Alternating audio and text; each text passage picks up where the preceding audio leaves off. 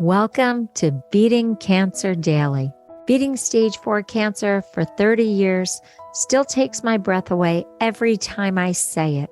I'm Saranne, founder of the Comedy Cures Foundation, and I hope you'll join me for just a few minutes daily for the next 365 days so we may laugh, learn, maybe cry a little as we live our best days beating cancer daily together.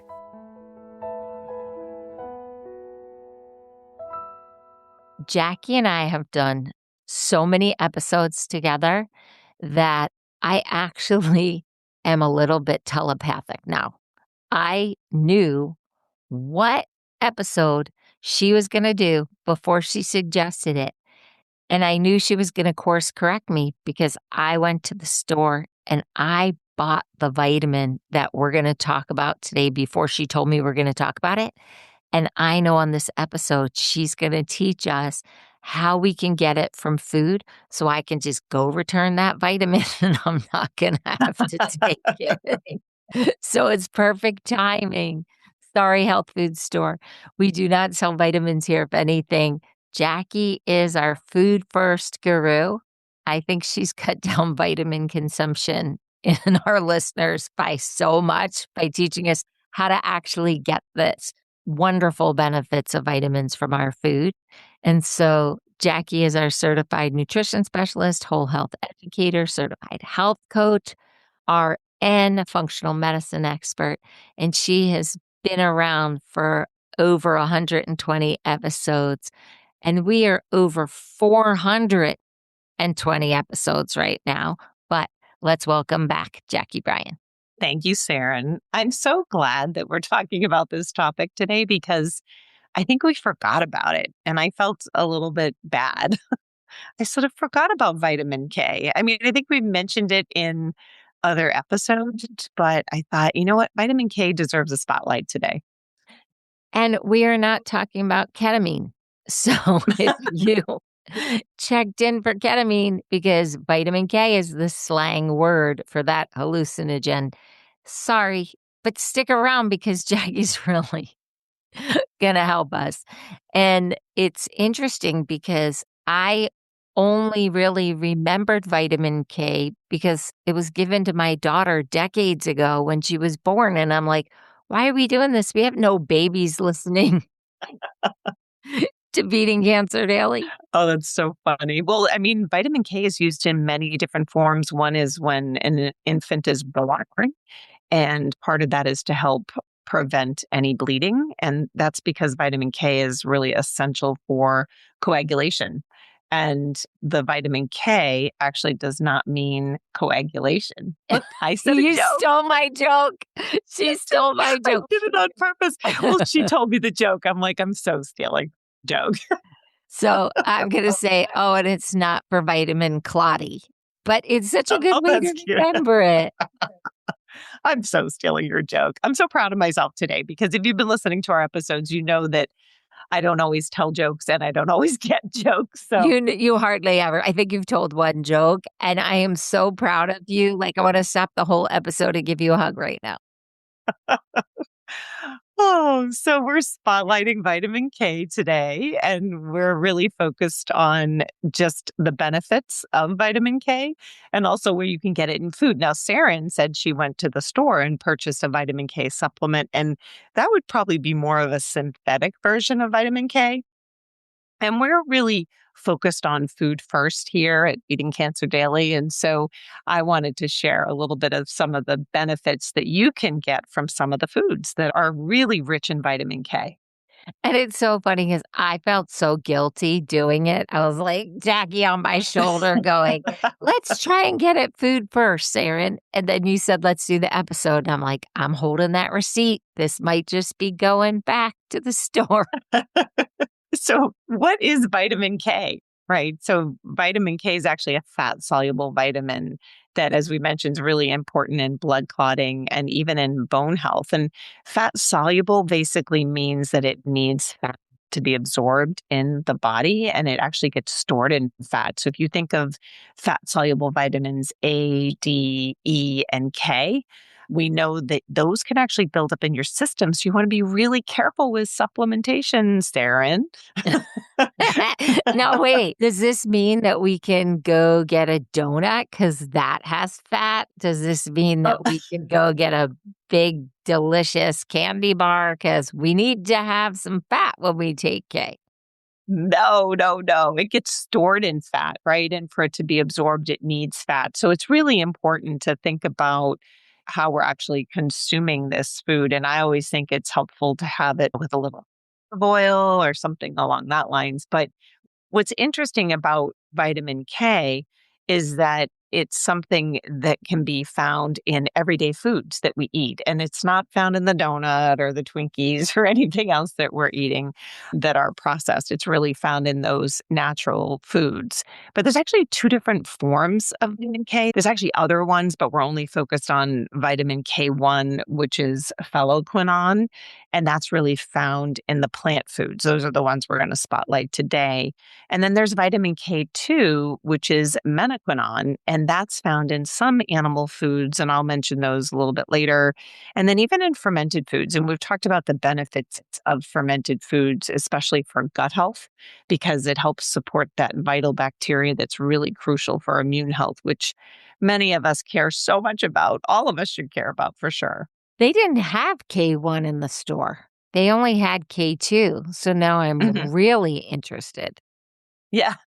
Well, depending upon the version that you need for your body. And I personally feel that having the right type of vitamin K is important, and you can get that in food. And I think that's one of the things we want to really focus on. The health benefits are vast for vitamin K. And one in particular that we're all interested in is it does have anti-cancer benefits in preventing cancer and maybe even supporting individuals that have cancer. But you want to be really careful because there are certain medications that can interfere with vitamin K absorption and the way it's used in your body. And those are things like blood thinners like warfarin or Coumadin. So if someone has a clotting disorder and they're actually on those types of medications, you really want to check with your healthcare provider about any vitamin K intake, not just supplementation, but even food as well. It's really important. That's amazing, Jackie. I didn't know that it was common for food to interfere with medicines like the blood clotting medicines. I mean, I know about grapefruit and we've talked about a few others, but I didn't know you could actually interfere with the blood clotting medicines. Well, it can. I mean, that makes you feel and sort of makes sense that if vitamin K is such a powerful vitamin, I mean, it is essential for blood coagulation and clotting. And if people don't have enough vitamin K, their blood might not clot properly, which can lead to excessive bleeding and even life threatening conditions. So, if someone is on a medication that is naturally keeping their blood thin, then we don't want to push it by bringing in those dietary foods that are potentially going to make their blood even more thin, right? So just to be very mindful of that, right? So we want to be very safe. One of the ways that medical professionals identify deficiencies in vitamin K is if someone has bleeding from the gums on a regular basis or even excessive bruising, right? So they're on the lookout for vitamin K deficiencies and they do exist. I find that interesting about the bruising because I'm fair and I am someone who bruised very easily. I also, as I've been very open, was diagnosed with osteoporosis in my 20s, not just osteopenia, which was on the path, but actually certain parts were deemed osteoporotic. So that's why I was interested in the K. And now I'm gonna maybe not have to take it. Well, I mean, taking it in food if possible. I think probably on the other podcasts that we've done where we've talked about bone health and all the important foods that are essential for building strong bones, vitamin K was mentioned, right? It is essential for bone health. It helps with the production of osteocalcin, and that's a protein that helps with bone formation. If someone doesn't have enough vitamin K, the bones can become weak and even more vulnerable to fractures, what I find interesting is that some of the research that I reviewed showed that those individuals that have higher intake of vitamin K in their diet have a reduced risk of bone fractures, especially in older adults, because that's what we worry about. As people get older, they become more at risk for fractures if they have had some nutrient deficiencies in their diet, but even people that have had cancer treatments, right? So that a lot of times the cancer treatments can deplete their body of vital nutrients that are really essential for that bone formation. And so vitamin K, I think of it as like this really great partner. It works together with other nutrients like calcium and vitamin D and even magnesium that help keep the bones strong. And you went to the health food store and you purchased a vitamin K supplement. There's a good chance that was actually paired with other nutrients, right? Because that's what we see, or other vitamins and minerals, because that's what we see in a lot of the supplementation where they combine it with calcium, magnesium, vitamin D, or even in a multivitamin. So we see the vitamin K sort of paired up with other things. People don't always think about taking it individually. So, Jacqui, is it true that K can help with blood sugar regulation? Yeah, I mean, it's got so many health benefits in addition to blood clotting and bone health. It actually supports heart health. And the ways that it does that is it's really helpful for preventing the buildup of calcium in the arteries. It's also helpful for keeping people from becoming insulin resistant, which is what you're talking about, blood sugar regulation. I think it's kind of cool because when we get concerned about getting this calcium buildup in our arteries, this can lead to the development of atherosclerosis, which many of us have heard about because it can lead to a heart attack. Vitamin K actually keeps the arteries flexible and healthy, and it really allows that blood flow to go freely through the body. So it's pretty significant. It's also good for brain health because it helps with nervous system regulation. Okay, you made the compelling why. Now you have to tell us what we can eat. Well, that's what we was like the big drum roll. What is it that we can do to get this really essential vitamin in our body? Leafy greens, Saranne. Leafy greens are one of the best ways to get in vitamin K. Just 1 cup of spinach contains about 889 micrograms of vitamin K1, which is 1,111% of your daily value, which is super exciting to me. I mean, it's when I read about these types of numbers and things like that, it just helps me really solidify the fact that food is medicine, right? It's just super, super important. Wow, I can't imagine eating a cup of spinach 3 times a day, but I think I could manage that once a day because you could have it steamed, you could have it sautéed, you could have it in salad. I think you could get that. Yes, for sure. I mean, I get spinach in. Organic spinach is preferred because a lot of times they spray it with pesticides, but it's super helpful when it comes to being able to meet certain nutrient requirement. The one that I think is really fun to talk about is the cruciferous vegetables. Those are the things like the broccoli, the cauliflower, even Brussels sprouts. 1 cup of cooked broccoli has about 220 micrograms of vitamin K1, which is 276% of your daily value, which when we think about this, that means that you can get everything you need in the spinach. You can get everything that you need in the cruciferous vegetables. So hopefully everybody's like, I'm going shopping. I'm going to Well, go. I was gonna say we did that very fun episode on the most hated vegetable, Yeah. and that you should definitely go back and listen to. Should I spoil it and tell them? Okay, I will. It's Brussels sprouts, so Jackie Which doesn't makes even me sad. That makes me I love Brussels sprouts. I had Brussels sprouts last night. It makes me so sad. I love them too. And I talked about that episode last night at a party that I went to because someone asked me what vegetables they should be eating. And I said, go back and listen to this very fun episode that we did. about the most hated vegetable, and they said broccoli, and I was like, "Nope, it's not broccoli. It's Brussels sprouts." Jackie would be very sad if you thought it was broccoli because it's mentioned in so many episodes. But that's a really fun episode because Jackie teaches us how to prepare it in such a way that it's not just that over-steamed, limp, tasteless ball, and it's really a good Yeah. Well, what about natto? Natto is that traditional Japanese dish. It's made of fermented soybeans. And I'm not a big soybean fan myself, but it is one of the highest sources of vitamin K2. And if you have just 1 ounce of natto, it has about 85 micrograms of K2, which is 106% of the daily value. When I think of soybeans, I think of edamame. So I'm not And even umami, yeah. sure Yeah. what the dish is that you were describing, but that's amazing that you could take so little and get so much bang for that.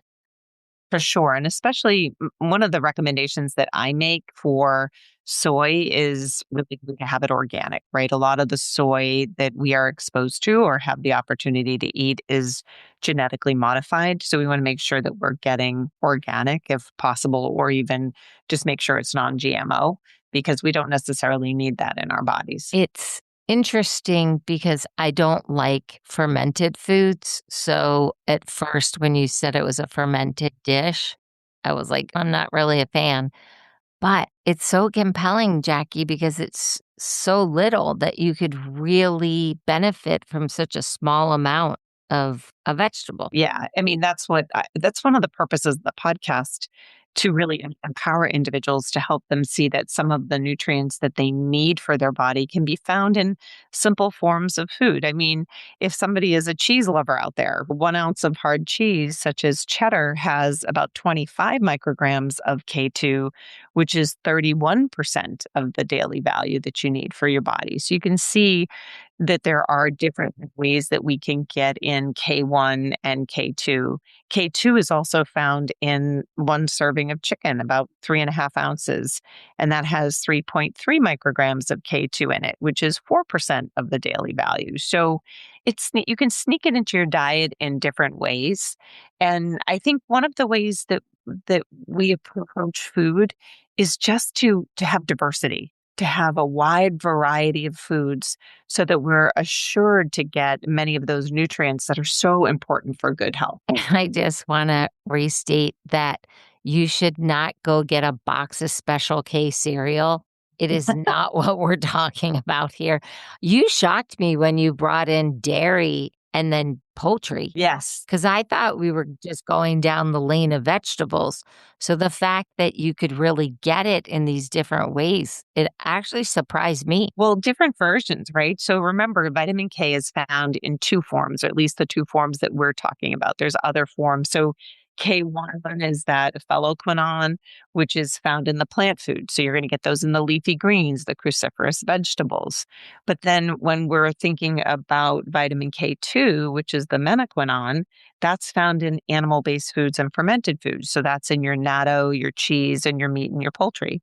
So if we're getting a wide variety of all of those food sources, we're going to be in really good shape for getting the recommended dietary allowances, which are, for males, it's 120 micrograms of vitamin K per day.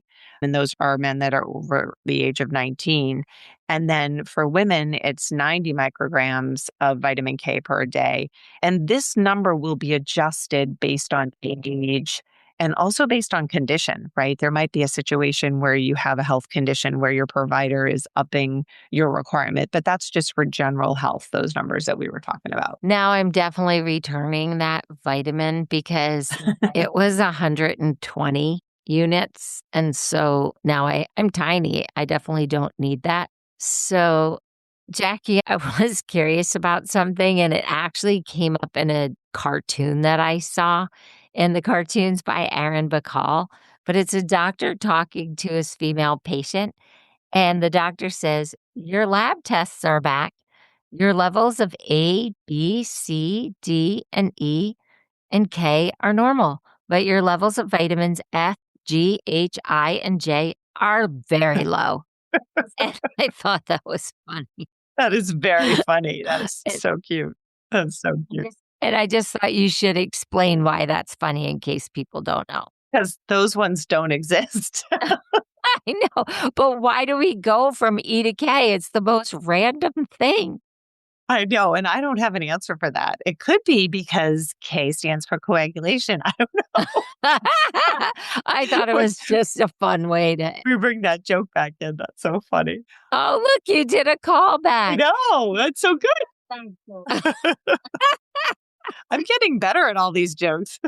I think Jackie has studied all the Beating Cancer Daily episodes with our comedian, Missy Hall, who got cancer, and we take her through her diagnosis, treatment to survivorship. But in those almost 60 episodes, we talk about comic perspective and callbacks and how you go through cancer treatment and get on stage and perform for people at night and find you're funny. And so Jackie, I think you've been studying Missy because you told a joke and you did a callback all in the same episode. I'm so proud of you. I'm so proud. Thank you. So, if you want to learn more about how to develop your comic perspective, I started the Comedy Cures Foundation, and you can just go to comedycures.org and laugh a bit and learn more about why I threw a chemo comedy party. If you want to learn more about the amazing Jacqui Bryan, go to jacquibryan.com. She has a beautiful website with so much information. If you can't find her website, come back to me at Comedy Cures and hit the contact menu and write to me or the record button and record a message to me. We would love to know how you're getting vitamin K, and that's not ketamine. But if you want to share that, we could hear it. But how you're getting K1 or K2, and if it is having the impact through the food sources that Jackie shared with us today. So thank you, Jackie. Thank you, Saranne. And I hope you have a blessed day. I'll see you tomorrow. If you loved today's episode, then tell the world. Why? Because Beating Cancer Daily is a listener and donor supported experience. So the more people you tell and the more people that join us, the more robust and interesting programs our nonprofit, the Comedy Cures Foundation, can bring to you throughout the year. So if you have some extra change, I'd love you to go to comedycures.org and make a donation today of whatever level is comfortable for you. And it will be tax deductible to the extent allowed by law, because Comedy Cures is a nonprofit 501c3 organization founded from my chemo chair, April 1999, and we've been going strong ever since. So please consider making a donation today and help our community and this podcast thrive. Guess what time it is? It's time for me to read the disclaimer. Beating Cancer Daily and the membership circle are not in lieu of medical advice or treatment. They are for entertainment purposes only. Please consult your healthcare team to review your best strategy. Thanks for listening. See you guys tomorrow.